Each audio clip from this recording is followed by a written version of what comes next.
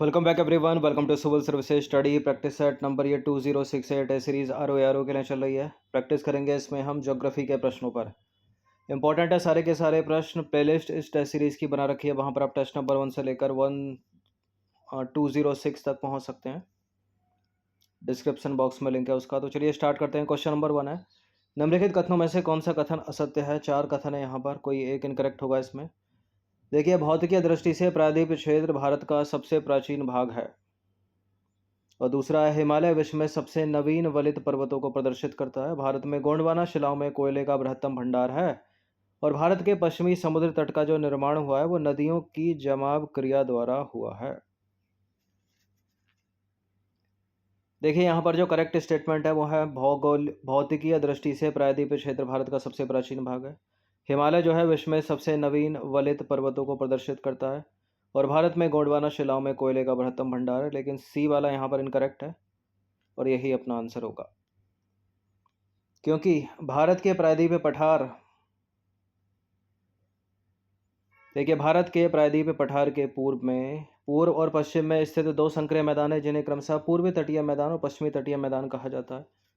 जो पश्चिमी तटीय मैदान है उसका जो निर्माण हुआ है वो सागरीय तरंगों द्वारा अपर्दन एवं निक्षेपण के कारण हुआ है। तो विकल्प सी जो है वो इनकरेक्ट है।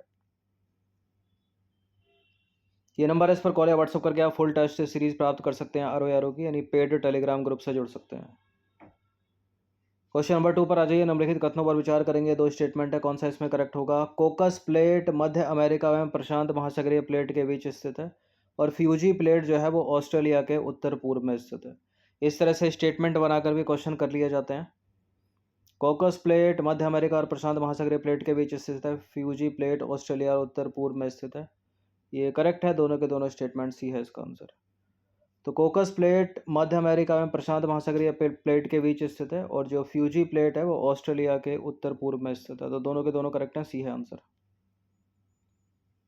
क्वेश्चन नंबर 3 पर आ जाइए। निम्नलिखित कथनों पर विचार करेंगे। 2 स्टेटमेंट है यहाँ पर। तनाव मूलक बल के कारण जब 2 समानांतर भ्रंशों के बीच का चट्टानी भाग नीचे धंस जाता है तो इस प्रकार से निर्मित घाटी को बोलते हैं भ्रंश घाटी, यानी रिफ्ट वैली। और भारत में नर्मदा नदी, तापी नदी तथा ऊपरी दामोदर नदी भ्रंश घाटी से होकर बहती हैं, यानी रिफ्ट वैली में बहती हैं ये तीनों की तीनों नदियां। बिल्कुल ये करेक्ट है, दोनों के दोनों स्टेटमेंट सी है इसका आंसर। इसके अतिरिक्त माही नदी भी रिफ्ट वैली में बहती है। देखिए, भ्रंश घाटी या रिफ्ट घाटी एक तराई का क्षेत्र है जो वहाँ बनता है जहाँ पृथ्वी की विवर्तनिक प्लेटें अलग हो जाती हैं, टूट जाती हैं। भ्रंश घाटियाँ भूमि और समुद्र के तल दोनों पर पाई जाती हैं, जहाँ वे समुद्र तल के फैलने की प्रक्रिया द्वारा निर्मित होती हैं। नर्मदा नदी हो गई, तापी नदी हो गई, भारत की प्रमुख नदियाँ हैं जो भ्रंश घाटी से होकर बहती हैं। अन्य नदियाँ जो भ्रंश घाटी से होकर बहती हैं वो है दामोदर और माही नदी, रिफ्ट वैली। बाकी भारत की अधिकांश नदियाँ डेल्टा बनाती हैं। नंबर 4 पर आ जाइए। संयुक्त राज्य अमेरिका के दक्षिण कैलिफोर्निया में जो स्थित जो मृत घाटी यानी डेथ वैली है वो निम्नलिखित में से किसका उदाहरण है।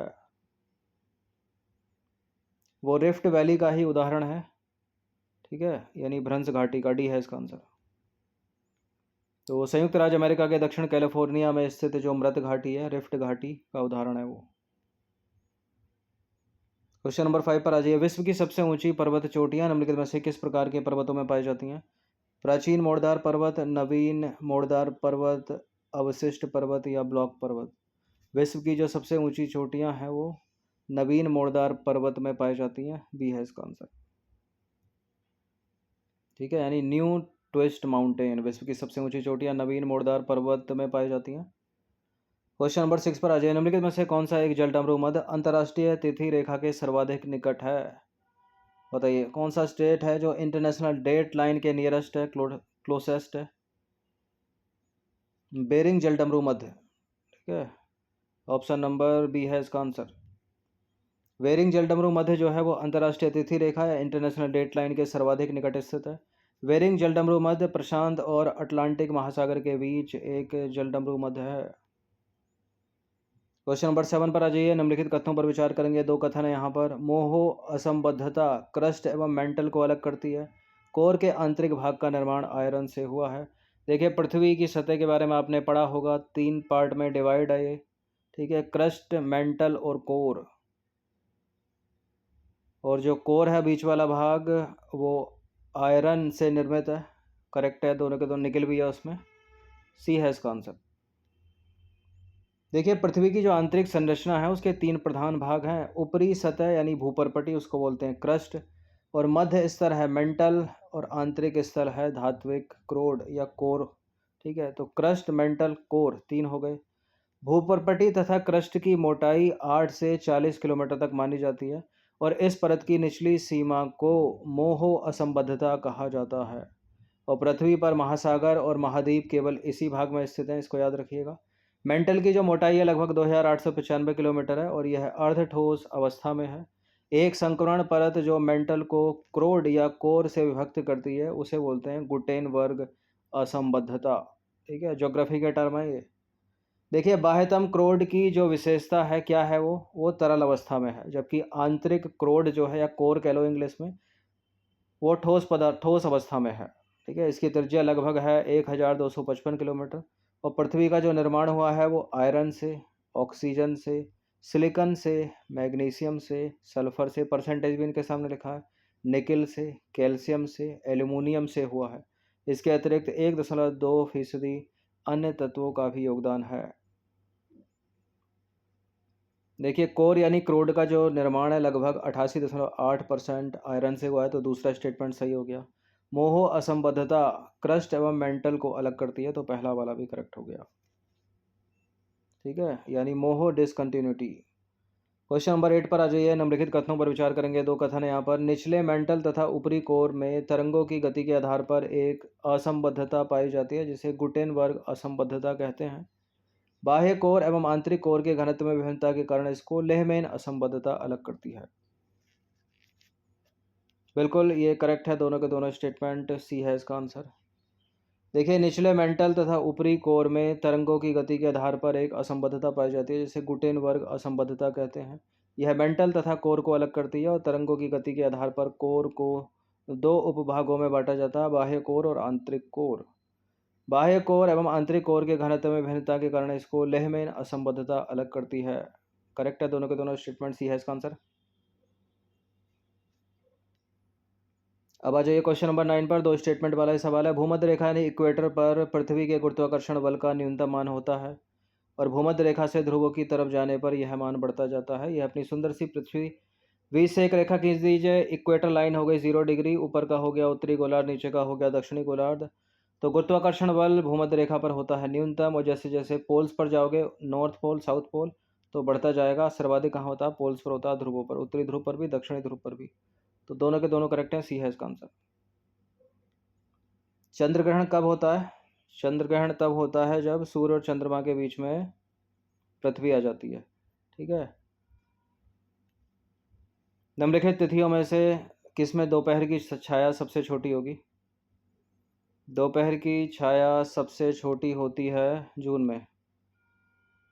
21 जून को दोपहर की छाया सबसे छोटी होती है। बृहद ज्वार कब आते हैं? हाई टाइड, पहले भी पढ़ाया है ये। हाई टाइड तब आते हैं जब पृथ्वी, सूर्य और चंद्रमा एक ही रेखा में होते हैं, जब सूर्य, पृथ्वी और चंद्रमा एक सीधी रेखा में हो। तो ए है इसका आंसर। देखिए, जब पृथ्वी, चंद्रमा तथा सूर्य एक सीधी रेखा में होते हैं तो बृहद ज्वार आते हैं, हाई टाइड। क्वेश्चन नंबर 13 पर आ जाइए। जब अर्ध चंद्र होता है तो सूर्य, पृथ्वी और चंद्रमा के बीच का जो कोण होता है वो कितना होता है? 45 डिग्री, 90 डिग्री, 180 डिग्री या 270 डिग्री? अर्ध चंद्र में सूर्य, पृथ्वी और चंद्रमा के बीच का कोण कितना? ये होता है 90 डिग्री। ठीक है, 90 डिग्री का। मौसम या वेदर बदलने का निम्नलिखित में से क्या कारण होता है? पृथ्वी का अपनी धुरी पर घूमना और सूर्य के चारों ओर घूमना, पृथ्वी का सूर्य के चारों ओर चक्कर लगाना, पृथ्वी का सूर्य के चारों ओर चक्कर लगाना व अपने अक्ष पर झुका होना, पृथ्वी का अपने धुरी पर चक्कर लगाना व अपने अक्ष पर झुका होना। देखिए, तो ऋतु परिवर्तन है, यहाँ पूछ रहा है वेदर यानी मौसम, यानी दिन और रात। तो क्या हो जाएगा इसका आंसर? पृथ्वी का अपनी धुरी पर घूमना और सूर्य के चारों ओर घूमना, ये है इसका आंसर। देखिए, पृथ्वी का अपने अक्ष पर घूमना और सूर्य के चारों ओर चक्कर लगाने के कारण होता है मौसम परिवर्तन, और पृथ्वी का सूर्य के चारों ओर चक्कर लगाना और अपने अक्ष पर झुकाव के कारण होता है ऋतु परिवर्तन। पृथ्वी की 2 गतियां कौन कौन सी? घूर्णन गति और परिक्रमण गति। घूर्णन गति मतलब वो खुद भी तो घूम रही है ना, और ऐसी घूम घूम के जो है वो सूर्य का चक्कर लगा रही है। तो ये इसकी परिक्रमण गति, क्योंकि ये सूर्य की परिक्रमा कर रही है। और पृथ्वी की जो घूर्णन गति है उसको दैनिक गति कहते हैं, और पृथ्वी की जो परिक्रमण गति है उसको वार्षिक गति कहते हैं, यानी सूर्य का एक चक्कर एक साल में लगाती है। पृथ्वी जो है अपनी अक्ष पर पश्चिम से पूर्व की ओर घूमती है। इंपॉर्टेंट लाइन है, इसको याद रखिएगा, जिसे पृथ्वी की दैनिक गति कहा जाता है। और पृथ्वी की दैनिक गति के कारण ही होते हैं दिन रात। इंपॉर्टेंट। क्वेश्चन नंबर 15 पर आ जाइए। चाय की खेती करनी है आपको, कौन सी मिट्टी की आवश्यकता होगी? बताइए। जलोढ़ मिट्टी, रेगुलर मिट्टी, क्षारीय मिट्टी, अम्लीय मिट्टी। जलोढ़ को बोलते हैं एलुवियल सॉइल, अम्लीय मिट्टी की जरूरत होगी, यह है इसका आंसर। देखिए, चाय बागानों के लिए अम्लीय मिट्टी उपयुक्त होती है। और वर्षा की आवश्यकता होती है? नहीं, वर्षा की आवश्यकता है, लेकिन पानी जो है खेत में जमना नहीं चाहिए, रुकना नहीं चाहिए, यानी अच्छे जल निकासी वाली मृदा की आवश्यकता होती है। नंबर 16 पर आ जाइए। निम्नलिखित में से कौन सा पर्वत ज्वालामुखी पर्वत से संबंधित नहीं है? Mount Kilimanjaro, mount Fujiyama, mount Rainier, Himalaya पर्वत। हिमालय पर्वत फोल्ड माउंटेन है, वलित पर्वत है, तो यही नहीं होगा। ये ज्वालामुखी पर्वत और ये ज्वालामुखी पर्वत, तीनों के तीनों BCD ज्वालामुखी पर्वत है। तो विकल्पों में हिमालय पर्वत का संबंध ज्वालामुखी पर्वत से नहीं है, क्योंकि ये एक वलित पर्वत है, फोल्ड माउंटेन है, जिसका निर्माण इतिहास करोड़ों साल वर्ष पुराना है, जिसके निर्माण का इतिहास करोड़ों वर्ष पुराना है। क्वेश्चन नंबर 17 पर आ जाइए। 2 स्टेटमेंट वाला प्रश्न है। सूर्य का प्रकाश पृथ्वी तक पहुंचने में 8 मिनट का समय लगता है लगभग। और टाइटन जो है वो शनि का चंद्रमा है, यानी सैटेलाइट है। बिल्कुल ये करेक्ट है, दोनों के दोनों स्टेटमेंट सी है इसका आंसर। क्वेश्चन नंबर 18 पर आ जाइए। सूर्य की ऊर्जा उत्पन्न होती है आयनन द्वारा, नाभिकीय संलयन द्वारा, नाभिकीय विखंडन द्वारा, ऑक्सीकरण द्वारा। इंपॉर्टेंट है प्रश्न। ये होती है नाभिकीय संलयन के द्वारा। ऑप्शन नंबर बी है इसका आंसर। तो सूर्य की ऊर्जा नाभिकीय संलयन द्वारा उत्पन्न होती है। नेक्स्ट क्वेश्चन है, क्वेश्चन नंबर 19 है। जब किसी वस्तु को पृथ्वी से चंद्रमा पर ले जाया जाएगा तो उसका भार बढ़ जाता है, उसका भार घट जाता है, उसके भार में कोई परिवर्तन नहीं होता है, वह पूर्ण रूप से भार रहित हो जाता है। पूरी तरह से तो भार रहित नहीं होगा, इसका मतलब ये कहना चाह रहा है कि 0 हो जाएगा। मान लीजिए कोई वस्तु 60 किलो की है, उसको चंद्रमा पर ले जाओ तो 16 ही रह जाएगी, यानी उसका भार घटेगा पक्का।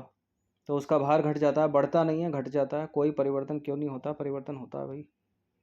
देखिए, यदि किसी वस्तु को पृथ्वी से चंद्रमा पर ले जाया जाता है तो उसके वजन में परिवर्तन होता है, क्योंकि चंद्रमा में गुरुत्वाकर्षण पृथ्वी का 1/6 है। इसलिए यदि वस्तु का वजन पृथ्वी पर लगभग 60 किलोग्राम है तो उसका वजन चांद पर 10 किलोग्राम हो जाता है, लेकिन इसका द्रव्यमान स्थिर रहता है। ठीक है, द्रव्यमान नहीं बदलता है, भार बदलेगा, वो भी कम हो जाएगा।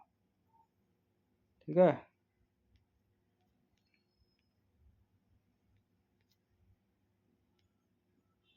क्वेश्चन नंबर 20 पर आ जाइए। जो कीट भक्षी पौधे होते हैं जिस मृदा में उगते हैं, उस मृदा में किसकी कमी होती है? यानी उस तत्व की कमी को पूरा करने के लिए वो पौधे कीटों का भक्षण करते होंगे।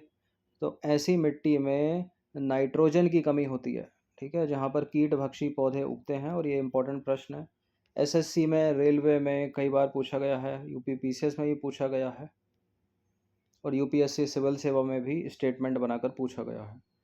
देखिए, कीट भक्षी पौधे जिस मृदा में उगते हैं उसमें नाइट्रोजन की कमी होती है। कीट भक्षी पौधे मांसाहारी पौधे होते हैं जो अपने पोषक तत्वों को कीड़ों को फंसाकर प्रोटोजोआ या अन्य एंथ्रोपोड के सेवन से प्राप्त करते हैं। वे नाइट्रोजन की कमी वाली मृदा में उगते हैं।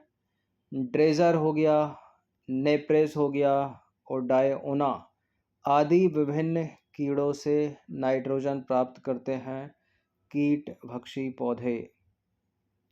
ठीक है, तो 20 प्रश्न थे ये ज्योग्राफी के, इंपॉर्टेंट है, इनकी प्रैक्टिस 1 से 2 बार कर लीजिएगा। बहुत सारे प्रश्न इसमें प्रीवियस ईयर के हैं जिनकी पुनरावृत्ति होती रहती है कॉम्पिटेटिव एग्जाम में, RO में, PCS में, दूसरे कॉम्पिटेटिव एग्जाम में।